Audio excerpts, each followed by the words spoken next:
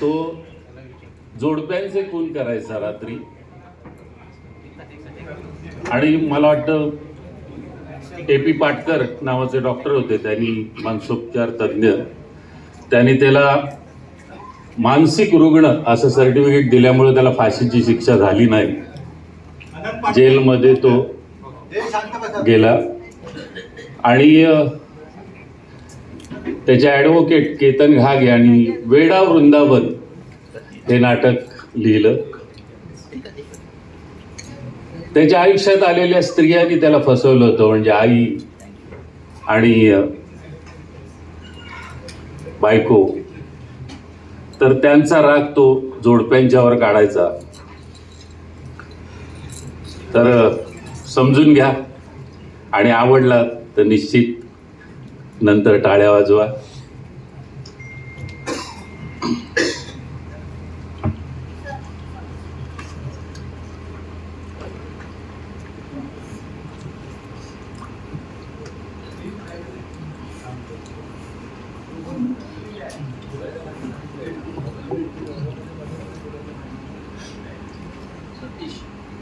तारा, तारा, तू गेलीस आणि दुधावर साय कधी धरलीच नाही ग, कधी धरलीच नाही. सगळं दूध आता नासलंय, फाटलंय, त्याचा चोथा उरलाय. माणसाच्या आयुष्यावर साय असते ती आईच्या मायेची. लहानात लहान, गरीबात गरीब आणि दरिद्र्यात दरिद्री माणसाच्या वाट्याला सुद्धा आईच्या मायेची साय येते. पण माझ्या नाही आली, नाही आली. आता लोक म्हणतात आई म्हणजे पावित्र्य, आई म्हणजे मांगल्य, आईच्या मायेची वाट सरळ सरळ देवघरात जाते. पण माझ्या आयुष्यात ही वाट कधी आलीच नाही, कधी आलीच नाही. सगळ्या वाटा नुसत्या वैराण वाळवंटाच्या. त्या तोडवीत मी देवघरात कसा पोचणार, कसा पोचणार? मी पोचलोय नरकात, जिवंतपणीच्या नरकात. आणि इथं जीव कासावीस झालाय माझा. माझा प्राण घुटमळतोय. प्राण जाण्यापूर्वी मला एक आई पाहिजे हो. तुम्हाला आहे का आई? तुम्हाला आहे का आई? तुम्हाला तरी आहे का आई? असेल, असेल, तुम्हालाही आई असेल. मला दाखवता तुमची आई, दाखवता. पण नको, तुमच्या प्रेमळ आईला माझी कमनशिबी दृष्ट लागेल आणि मग तुमच्याही मायेचा दगड होईल आणि तुमच्याही वाटा वैराण वाळवंटाच्या होतील. मला नका दाखवू तुमची आई, मला नका दाखवू तुमची आई, मला नका दाखवू तुमची आई. आईचं वर्णन केलंय तुकोबांनी. गर्भाचे आवडी मातेचा डोहाळा, तेथेची जिव्हाळा, तेथे बिंबे. अरे मी जिच्या पोटी जन्माला आलो ती काय आई होती? ती होती एक बाई, फक्त एक बाई, एक चौचाल बाई. तिचा डोहाळा गर्भाच्या आवडी नव्हता, तो होता याराच्या आवडी. तो तिच्या आईला तो चढायची साली माझ्यावर. त्या झोपडीत पडलेली असायची ती दोघं जण. रात्रभर दारू पिऊन पहाटे चहा आणायला उठवायची ती मला कमरेत लाथ मारून. अरे ती काय बाई होती? कधी तो आला नाही ना तर मला म्हणायची, मेला मारत काढेस. मग लाकडाच्या फाट्यानं मला मारायची, मरे बरे पर्यंत मारायची, पाठीवर रक्त फुटे मारायची.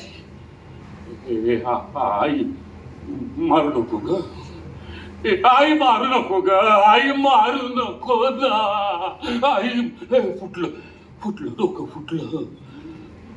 कुणीतरी माझं रक्त पुसाव, कुणीतरी माझं रक्त पुसाव. रक्त पुसा म्हणतोय ना? माणसं हातलं माणसं, मग तुमच्यासारख्या एका माणसाचं डोकं फुटलंय, त्यातून रक्त वाहतंय खळाखळा. दिसत नाही काय? दिसत नाही काय? पण जाऊ द्या, तुम्ही नाही पुसणार माझं रक्त.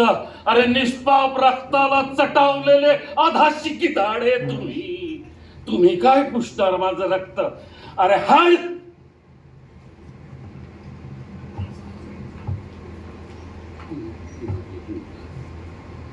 असं रागानं बघू माझ्याकडे. मी एक माणूस आहे. मग माणसाला काय हवं असतं? खरं खुरं प्रेम.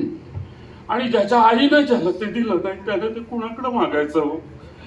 कुणाकडे मागायचं? कुत्रे सुद्धा आपल्या पिलाला चाटते. म्हणजे कुत्र्याला मिळालं ते माझ्या सुंदरला नाही मिळालं. पारो काय त्याची आई नव्हती. पण गेलीस ना पळून. याराबरोबर 10 वर्ष वाट पाहिली. माझी आई परत येईल, माझी पारो परत येईल. पण नाही आली. कशी येईल साली? बाईची जात साली वळणावरच जाणार. ही बाईची जात हिचे सापाचे दात. हिच्या डोळ्यात रमेश पण काळजात विष. जाऊ नका फुलून, वेळ जाईल टळून, खाक व्हाल जळून. हिच्या पोटातले पाय तुम्हाला दिसणार नाही. सोडा राव सोडा, तिचा नादच सोडा. थोडी वाटेल हुरहुर, मन करील कुरबुर. पाणी येईल डोळ्यात आणि औंढा दाटेल गळ्यात.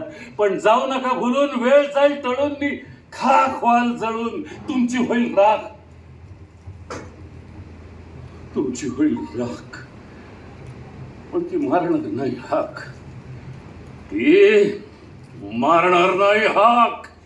कशी मारील शेवटी बाईची जात साली वळणावरच जाणार. ही जातच नाहीशी करायला पाहिजे. आईला क्षमा केली पण पारूला क्षमा नाही.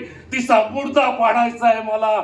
जेव्हा दिसेल तेव्हा, जेव्हा दिसेल तिथे. कारण हे धर्माचं काम आहे, पुण्याचं काम आहे, परमेश्वराचं काम आहे. हा चिरे माता न फिरे माघारी, न फिरे माघारी, न फिरे माघारी.